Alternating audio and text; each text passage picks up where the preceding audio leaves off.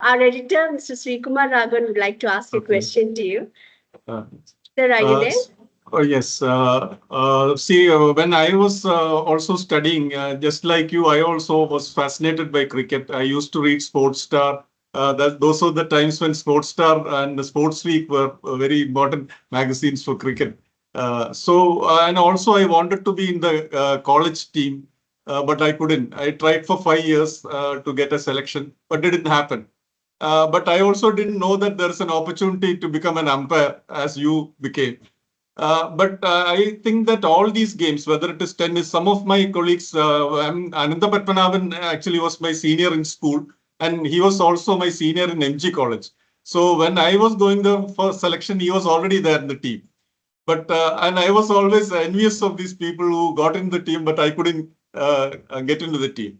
But I also didn't know that there were other options like becoming an umpire, which also could have given some kind of satisfaction as you have derived.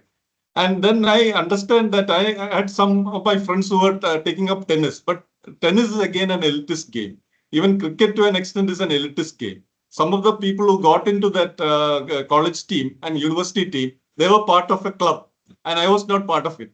I couldn't ask my parents to spend money for me on joining a club. So in one way, sports is a little bit elitist in India. And the other thing is whether the government is doing the right thing. If we want to have good Olympians, we always talk about the way we fail in Olympics. We don't get that much medals as other smaller countries get. So I have two questions. One is whether elitism is the reason why, one reason why parents are not putting them into this game. The other one, of course, is whether the government is doing the right thing to promote it and make it accessible to all. Yeah, you asked a very pertinent question because only people who have gone for selection and missed out, it has happened so many times to me, will understand the pain and angst associated with it. Well, one of my saddest moments in school was when I was in class 9 and I was not selected for school team. And I thought I was a reasonably good player, but then I was later given to understand that Raghavan is a padipist, so he cannot be a good player. so it worked against me there. And again, when I went for district selections in the first year, I found that only players from certain clubs got in. When you have about 100 people coming in, how do you select people based on one or two balls that they face? So there is, of course, a chance of a favored few getting in anywhere. This possibility is there because that's the way the selection process has been traditionally been happening. Parents are worried because most of the parents in this thing thought that everyone in India at that point when we were students, I'm saying about a time when 30 or 40 years back, they're all looking for jobs. In the job market, or rather ensure that you have a decent way of life. In the job market, sports used to be something associated with the government jobs. You're a good basketball player, you get into some department, police for football. So this was what happened. And only very few people got that opening. So if you go after sports and you don't make that, you will probably lose out. You are not good at studies, you haven't made the grade in sports, then you are left with nothing. So it is always easier to study and get a job than to excel in sports and get a job. This was always a point of view. This was what my father told me because you might be good, but then until and unless you become among the top 20 in the country, you will not reach anywhere. It is much easier to be among the top 100 in the state and get into medical college. So this was a logic that convinced me. So parents are worried because they are concerned about the future. This is gradually changing because now sports itself is seen as a profession rather than a avenue for a job. Where you find that more professional leagues are coming in. So that itself provides a lot of opportunity for people to make money during the playing days. Then they go into coaching and other avenues so that they're gainfully employed after that. So career-wise, you can see that sports becomes a decent career option for them.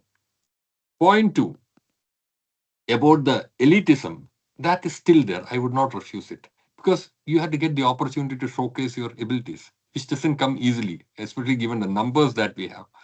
But there is now, at least in cricket, you can see there's a parallel thing happening. Vignesh Puttur has not played for Kerala, but he has played for Mumbai Indians because the talent scouts are coming in. So this is a very good development. when you have the organized, established system which works in certain way, and then you have a lateral mechanism which picks up talent, that gives much more opportunities. If you look at it, cricket during the 70s and 80s, only players from 4 or 5 cities or states would get the opportunity to play for the country. Now you find that players even from smaller places are getting opportunities. So that way the system has developed that much more. Elitism has come down considerably, if you ask me.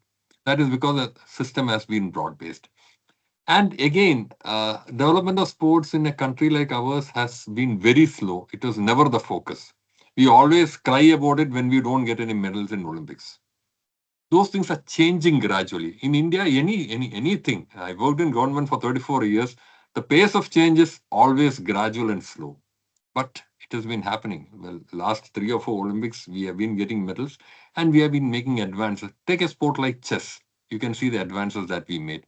So with effort, badminton, another sport that we have made advancement. So this is happening slowly.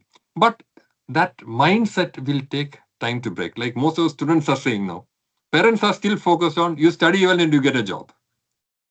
I am saying sports not just for becoming great sportsmen, sports for enjoyment, sports for fulfillment, sports for being a more complete and balanced human being.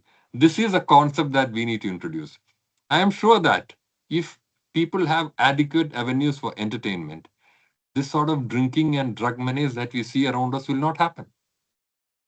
I know a couple of doctors who said that they stopped drinking in the evening because they started jogging. They had to do a run the next day. So this is the advantage of having a good hobby. Sports can give the same high that 3 or 4 drinks or a puff of some banned drug can give.